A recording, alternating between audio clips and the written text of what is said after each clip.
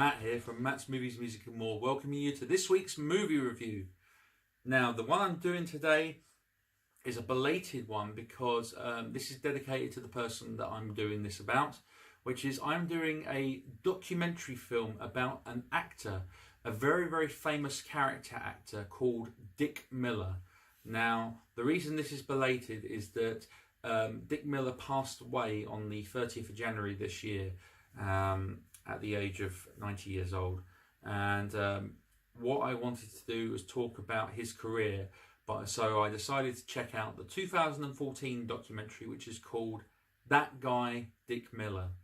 Now, as I will say, Dick Miller is a guy who started his career really, really fluky, to be honest, because after a chance meeting with very, very famous movie producer, schlock movie producer, Roger Corman, he was introduced by his friend Jonathan Hayes.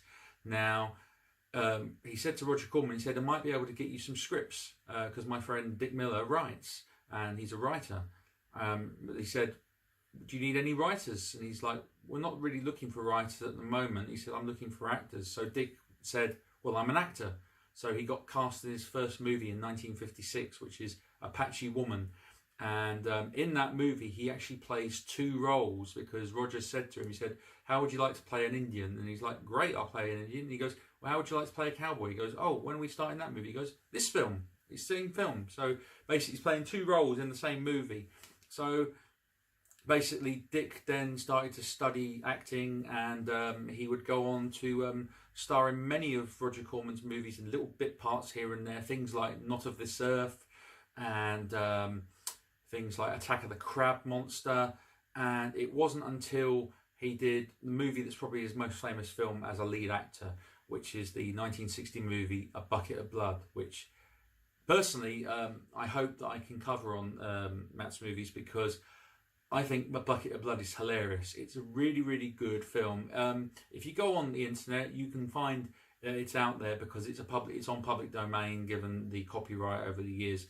And it's not a very long movie, but it's a really, really funny satirical comedy about a guy who is called Walter Paisley, who's like a guy who works in a cafe, kind of a waiter, and he wants to sort of be cool with the beatniks and get into the whole art scene. And he gets into it flukily by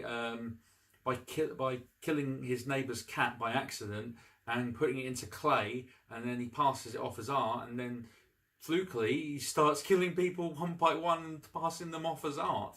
So it's a really, really funny movie, and he's really, really good in the film.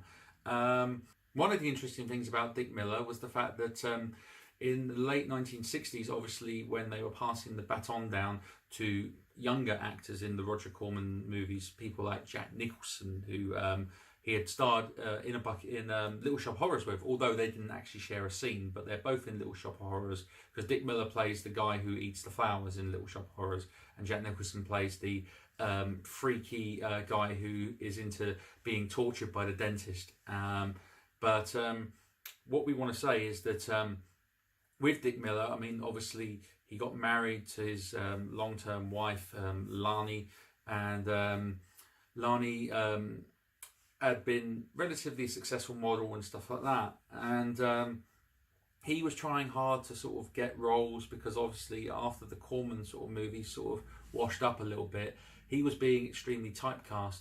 In the early 1970s, Roger Corman left AIP and formed his own film production company, New World Pictures. And so he would go on to work with some of the upcoming directors who would obviously go on to do bigger and better things, people like Jonathan Demme, Martin Scorsese, and most notably, hence why I mentioned him last, Joe Dante, who was a huge fan of Dick Miller. And I believe Joe Dante cast Dick Miller in every film that he directed, pretty much. So if you go through the whole Joe Dante film canon, you'll see films in there like Piranha and Explorers and The Howling and Twilight Zone the movie, and obviously his most famous one being Gremlins and Gremlins 2, in which he plays Murray Futterman. And he was also in The Burbs as well, and Matinee.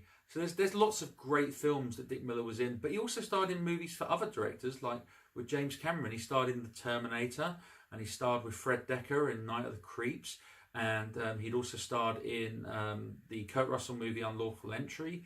And every time you saw him in a film, he always stood out. And this is why I really wanted to talk about this documentary, because I really thought he was a great actor. As a kid, when I saw him in Gremlins and Twilight Zone movie, I was like, I recognise that guy. I don't know who he was, and I became a huge fan. And that's why watching this documentary, it really, really helped. And I'd seen it a number of years ago, but literally I think the next day after Dick Miller passed, I went online and looked up a lot of the movies, and I pretty much put on a bucket of blood straight away to watch it again after a number of years where I hadn't watched it.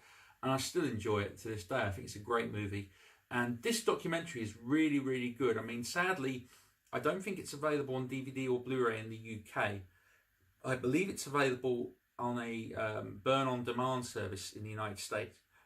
Whether or not it's on streaming services, I'm not entirely sure. But if you are able to check it out, I would definitely recommend you check it out, because it really tells you a lot about the guy and what he went through in his personal life, as well as his career. So, yes, I dedicate this video today to Dick Miller, who passed away, as I said. So, yeah, what did you think of Dick Miller? Are you guys fans of his? Have you seen the movies that he's been in? If so, give us some comments. Let us know what you think. Don't forget to like and subscribe to this channel. Check out all the Facebook and Instagram and Twitter links that are all in my description. And so, yeah, thank you very much, guys, and we'll catch up on the very next episode. See you all soon. Bye-bye.